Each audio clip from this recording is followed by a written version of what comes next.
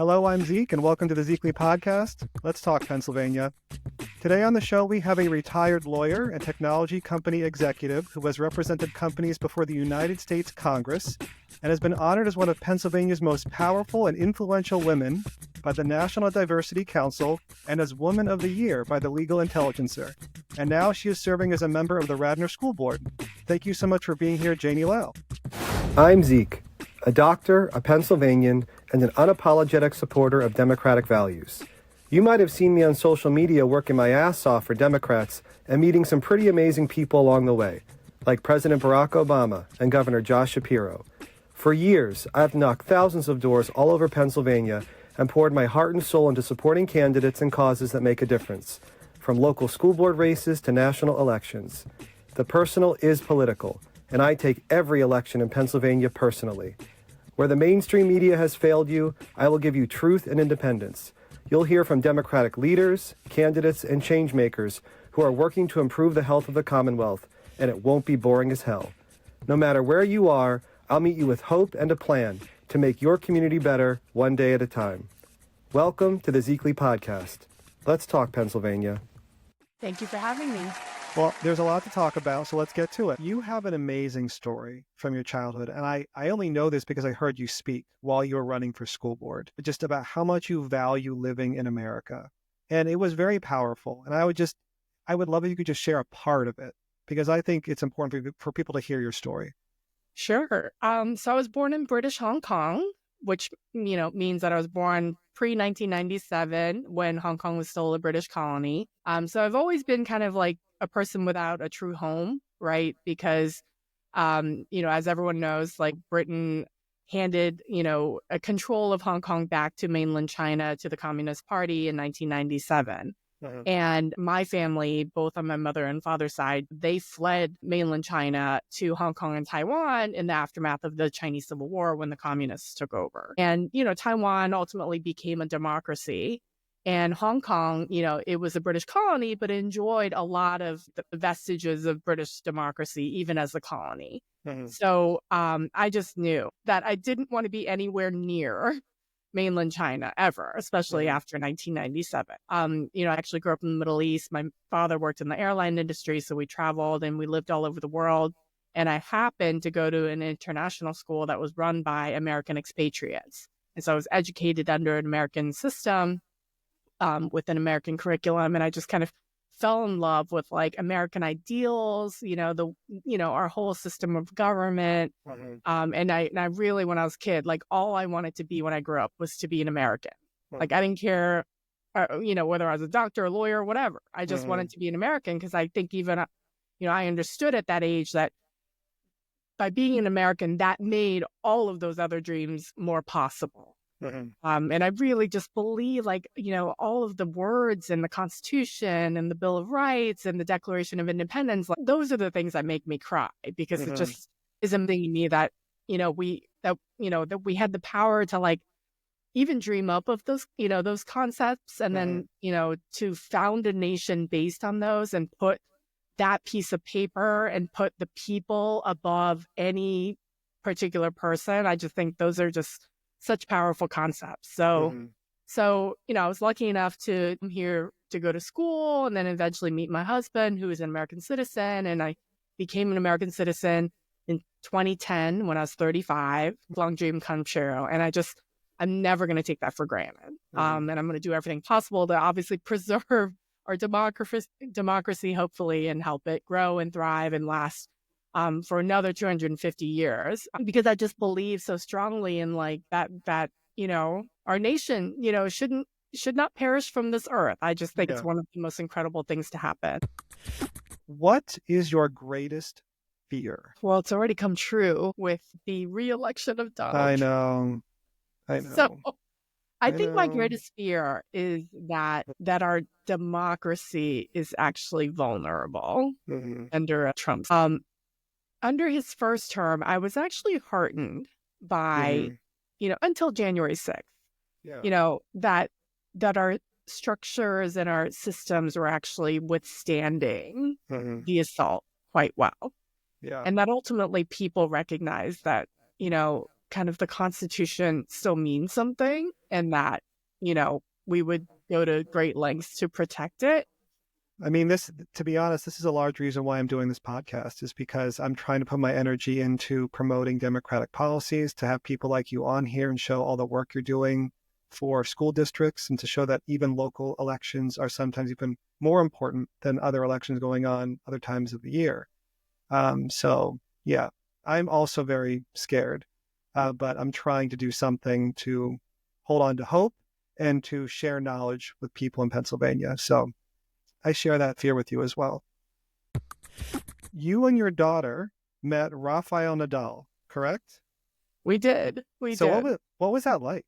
Incredible. It was just the privilege of a lifetime, and everything you hear about him being a phenomenal human being above all else, in addition to being one of the greatest tennis players of all time. Absolutely true.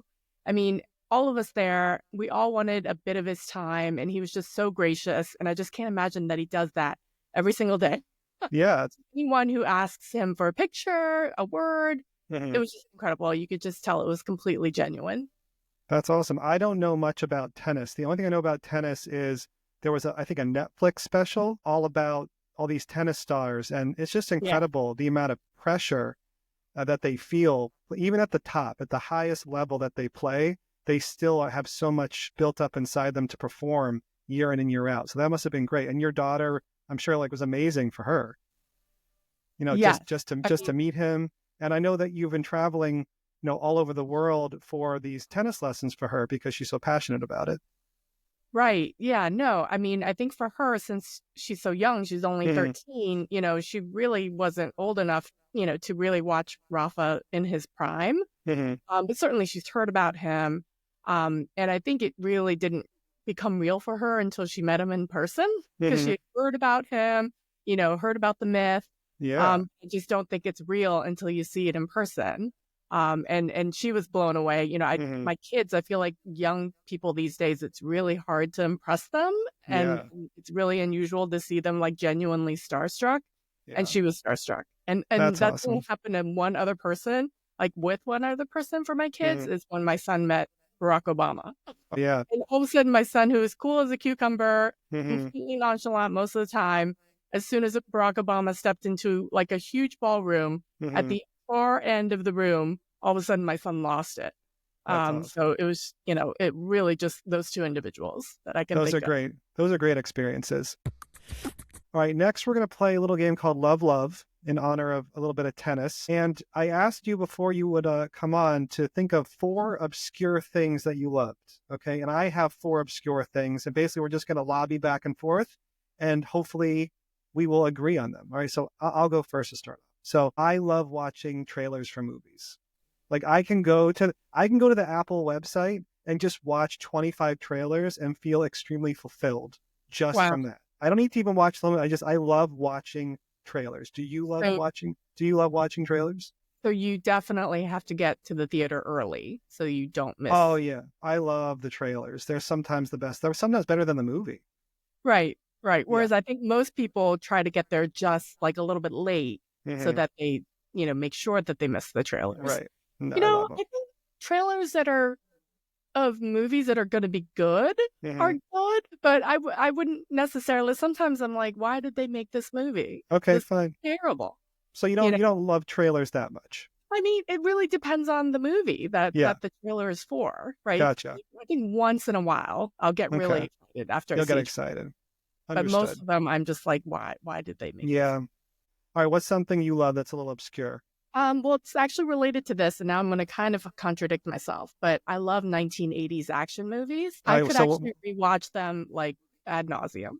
So what's one of your favorite 1980s action movies? Goodness. And I guess this comes from my dad because he loved these kinds of movies. So there's this nostalgia factor because we watched all of them together.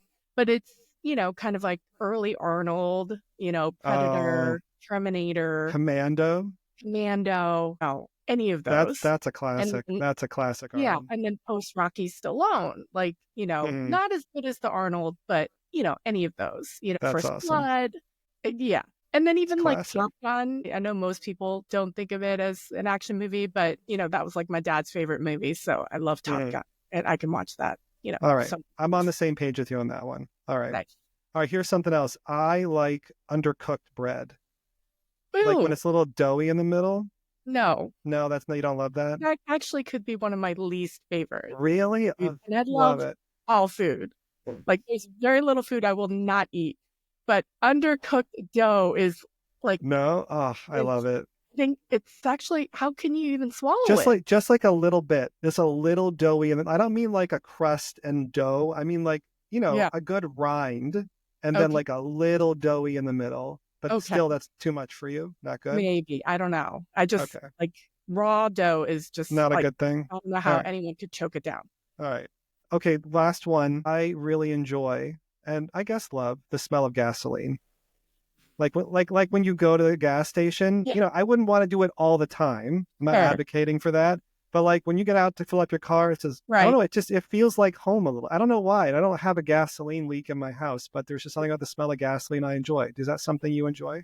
Feel the same way about glue? Is it like a similar? No, it's not. No. Gasoline. It's just that gasoline smell. I don't know. Maybe it just wakes you up a little bit. I don't know. Maybe it's like a fear factor. Like, oh my gosh, Wow. there's gas somewhere, and I feel alive.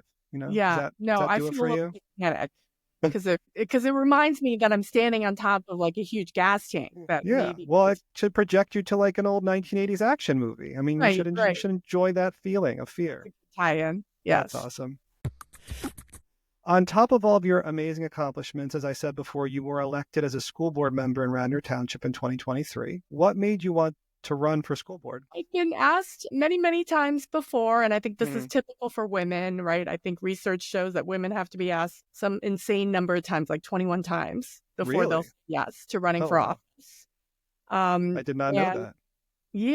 yeah, men are, much more quick to say yes. But once I retired, I really, I lost my kind of like most potent excuse. And I basically thought, you know what? I just, ultimately my sense of obligation and duty and my love for this country Mhm. kind of overwhelmed all of my misgivings. But I do feel like I'm performing a service and, Yeah. I would any other job. I want to do it well. I mean, it's a huge civic duty. Like you said, it's a huge civic duty, but we need good people to do it because when people who don't enjoy it and don't care, then we have a lot of problems. So I'm really grateful that I don't live in your district, but I'm grateful that you are doing good things for the Radnor Township. Thank you. Moving on, what's a family activity you all enjoy together? Because I think it's pretty hard to get everyone on the same page. So is there one thing your entire family say, we're good to go. We're all going to Yeah. have a good time. Yeah, almost all of our family vacations are to national parks. I Oh, just think great. that's one of the most incredible features of our country is that we have this phenomenal, extensive national park system. Mhm. So we try to hit all the big ones together. Our most recent one was Yosemite, which was Oh, nice. incredible. That's But I have awesome. to say, we had kind of a harrowing experience because we decided to do one of the most popular hikes, which was pretty arduous. Like, Mhm. you're scaling, like, and hiking for quite a while. It's pretty strenuous. And to avoid the crowds, we decided and usually people go up one side of the mountain, come down the other. Mhm. And to avoid the crowds, we decided to do it the opposite way, which is what the travel guide had suggested. Okay. And so we went up the back way. And it just so happened, lots of people die in national parks, every year, right? How many people die a year in It's, national I parks? think, in the hundreds. Oh my God. So yeah, and I always read about that. And once in a while, you'll see a sign. They'll say like, "Stay off, this ledge," or "Don't go off the trail," Mhm. But apparently, so we were going up this trail and it was quite narrow. And then we saw this group of people coming down the mountain and we were trying to go up.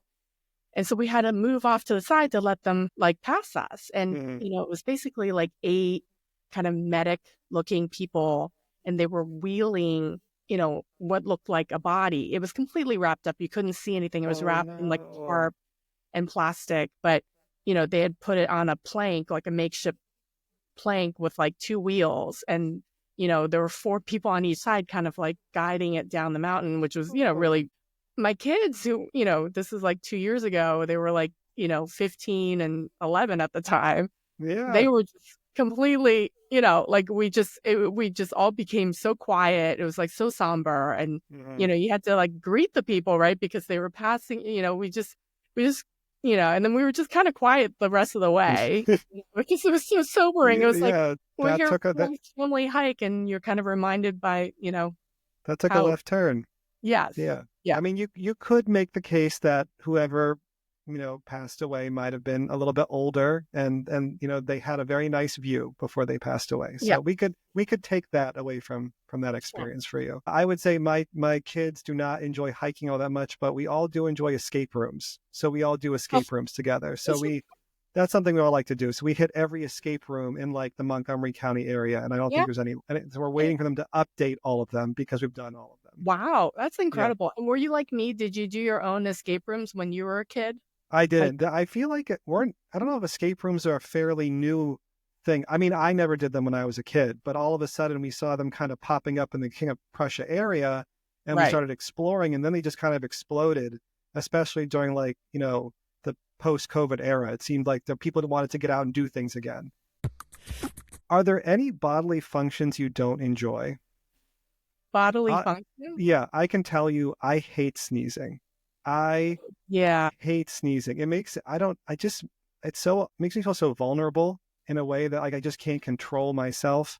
I don't mind blowing my nose. I feel like why do you need to sneeze? You can literally blow your own nose if you need to.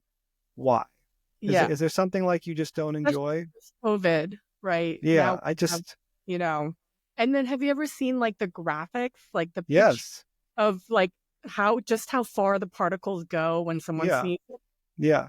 One of my biggest fears is sneezing while I'm driving. Like when I'm driving and I have to sneeze, what am I going to do? I'm driving on 76. I have to sneeze. I don't want it. Today's not the day.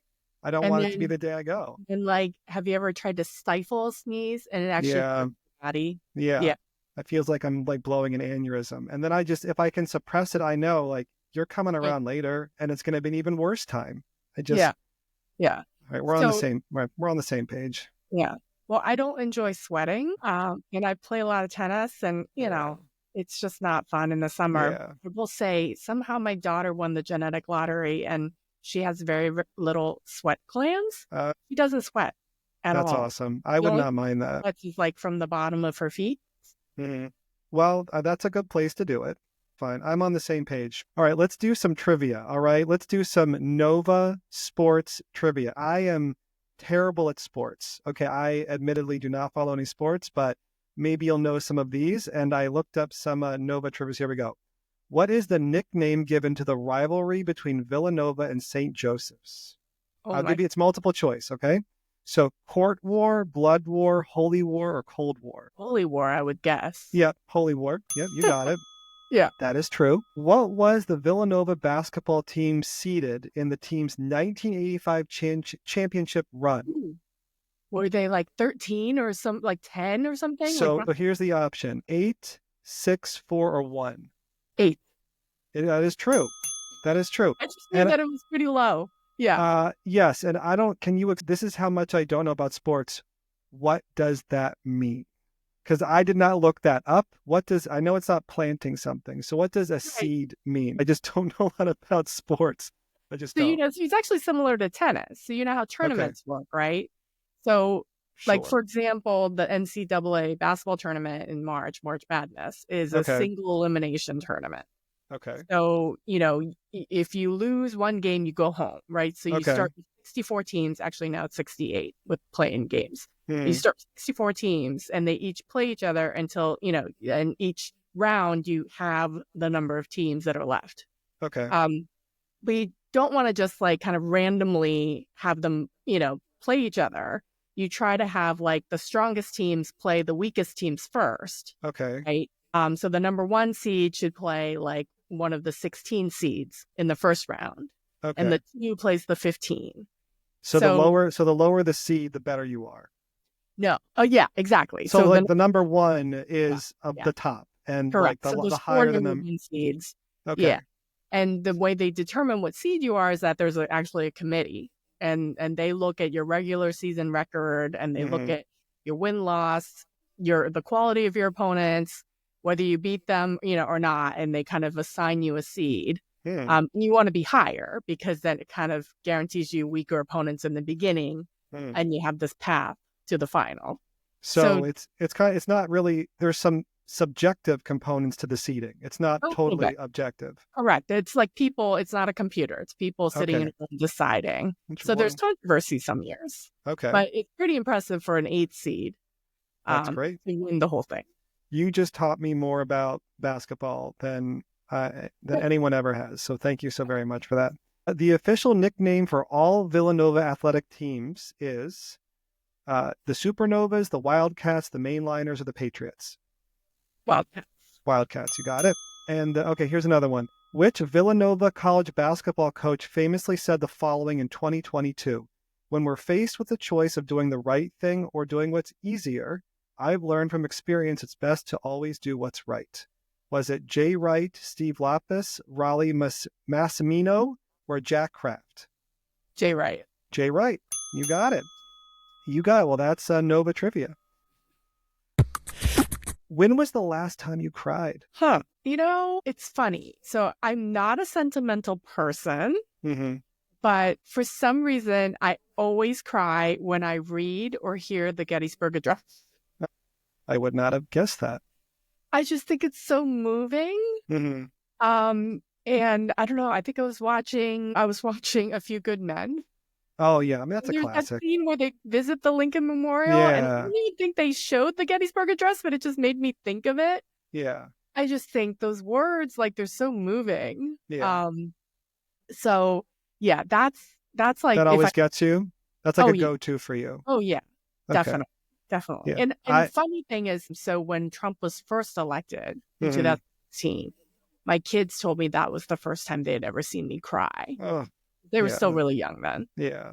And this time I didn't cry because I feel like we were all more prepared for it. Yeah, I still cried. After knocking all those doors and doing all those fundraisers. I mean, I was not prepared for that loss. No, you did. I mean, you went above and beyond. Yeah. Just like you're still doing now. So yeah, I'm trying. But the last time I cried, actually, I was watching one of my kids in their play at school.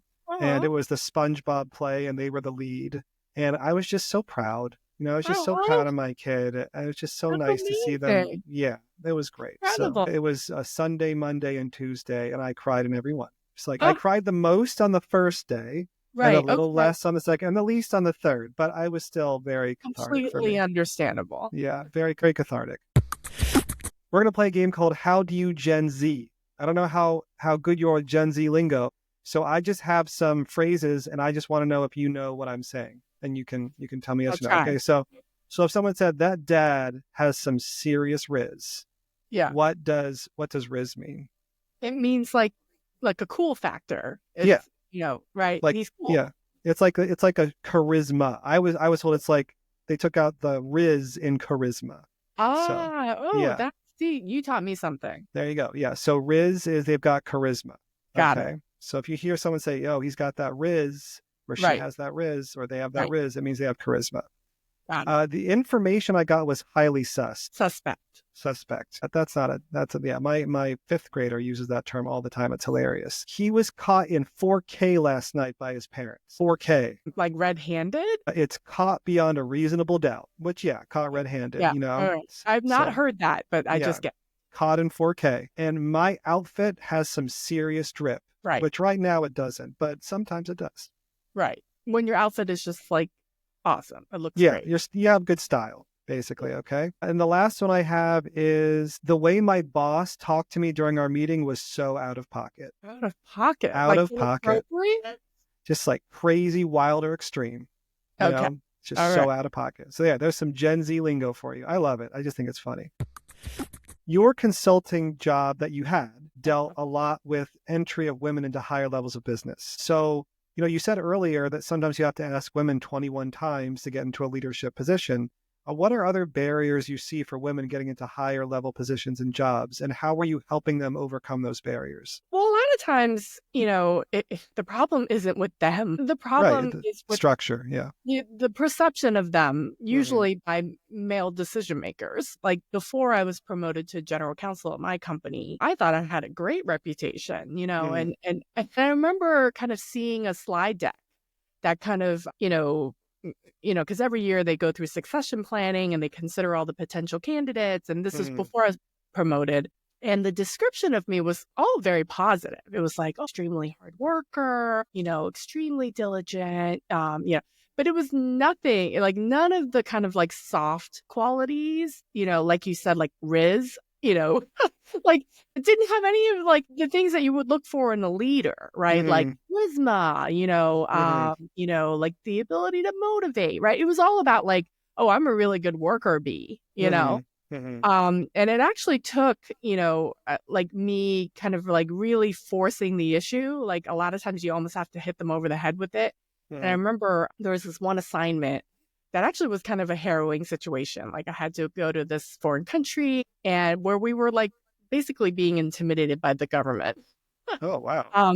And quite honestly, like none of my male peers were willing to go. Like they were like, like we might get detained. We might something really bad. But like literally the fate of our company kind of rested on our ability to navigate our way through the situation. And I remember I volunteered to go handle this crisis situation. My husband was not happy. He thought he wasn't going to see me ever again. Yeah. But I remember coming back and then all of a sudden people thought of me differently. I wasn't just the worker bee. It was like, oh my God, she was the only person willing to go into the lion's den. Yeah. No guts, no glory.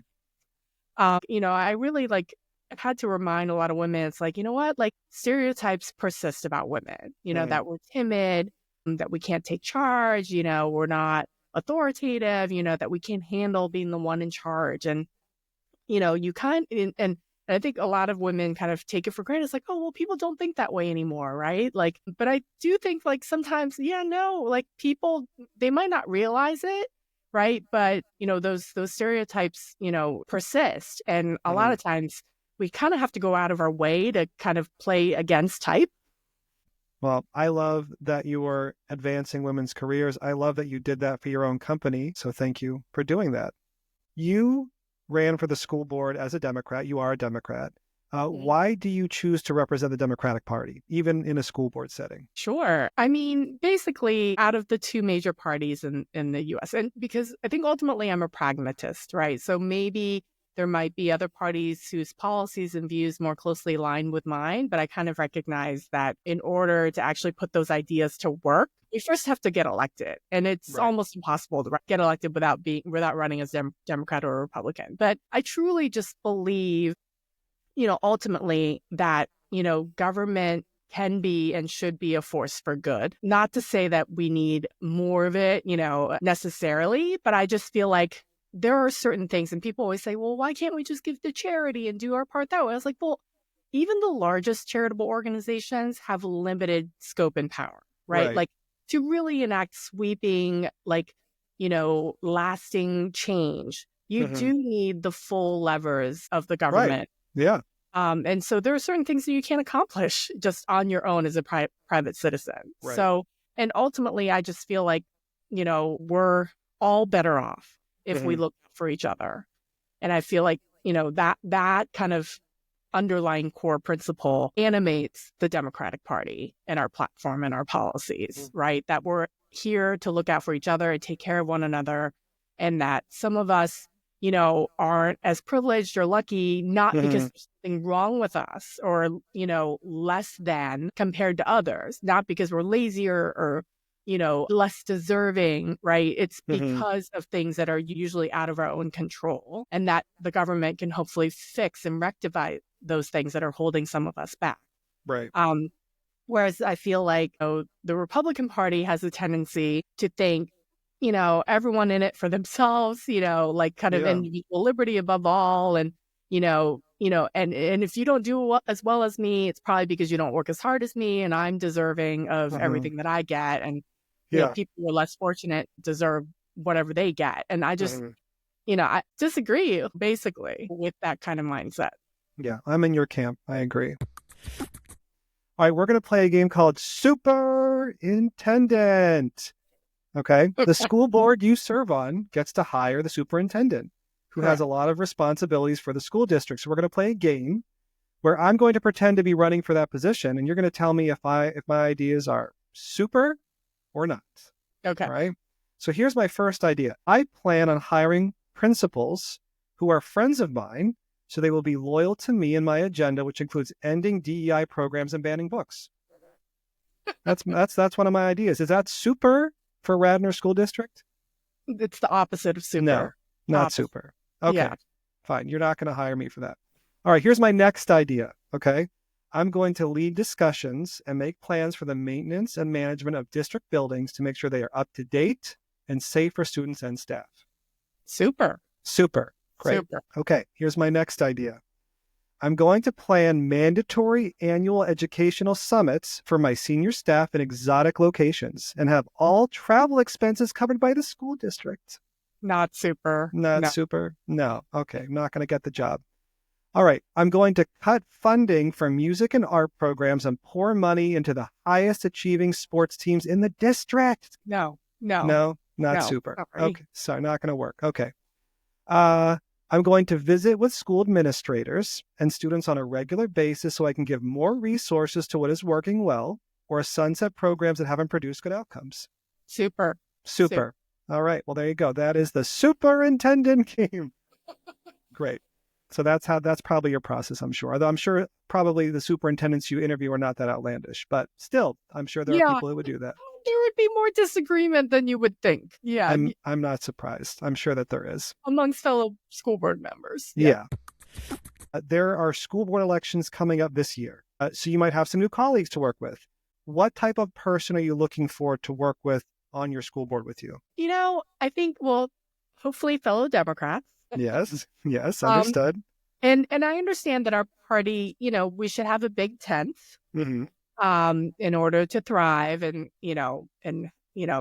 be effective. Mm-hmm. But I do think that being a Democrat means that you stand for certain things and that you believe in certain things. Mm-hmm. And I want to see candidates be knowledgeable and be able to articulate why they are a Democrat before we kind of, certainly before we endorse them and before we kind of like give them the privilege of that nomination, especially in Radnor Township, where currently we hold all 9 seats on the school board. Mm-hmm. So I think above all, I want someone who's kind of knowledgeable and kind of have a passion for public education, kind of like as a minimum. Believe it or not, that hasn't always been the case. I just feel like if you're running for school board, you should believe in public education and you should want to fund it and you should want it to be strong and to thrive. And not just in our own school district, but everywhere in our Commonwealth and in our country. And then finally, I think usually it's a lot easier if they kind of understand the role of a school board director, right? So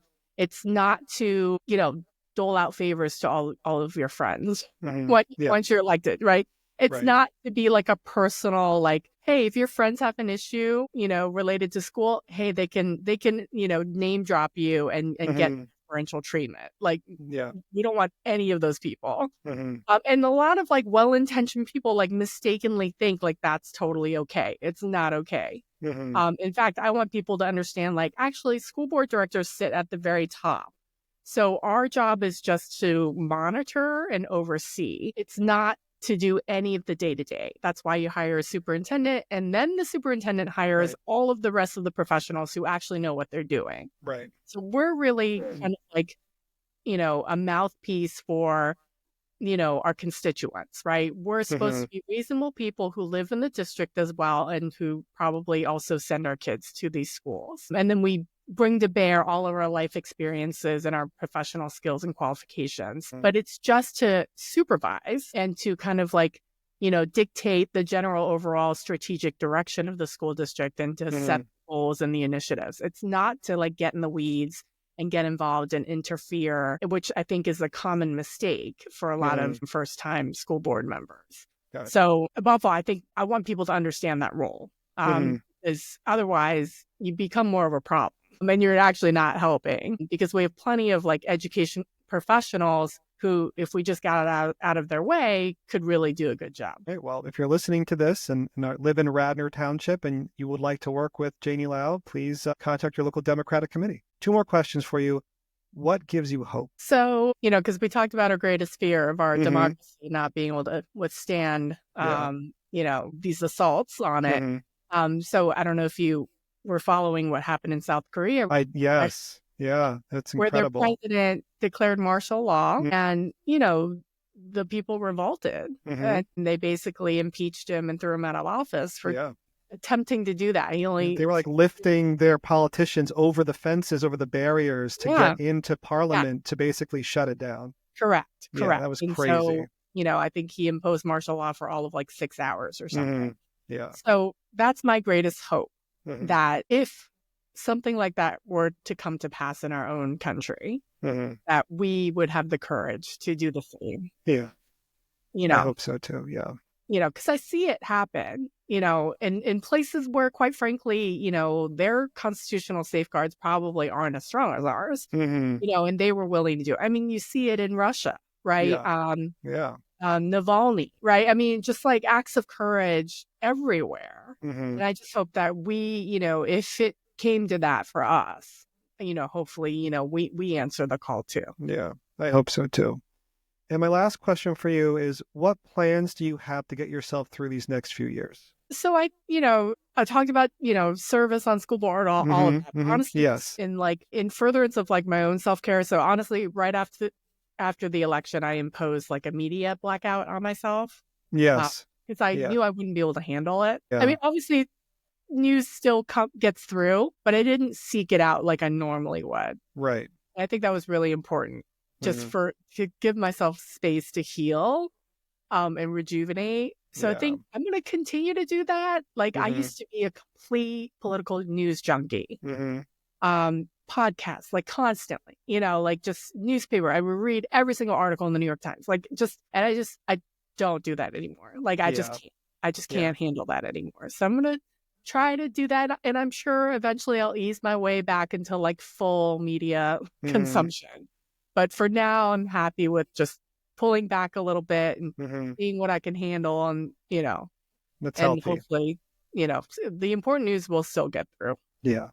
Well, Jannie, thank you so much for joining me here on the Zekely Podcast. This was wonderful. Stay hopeful, get involved, and until next time, let's keep building a stronger Pennsylvania together. Thank you, Zeke.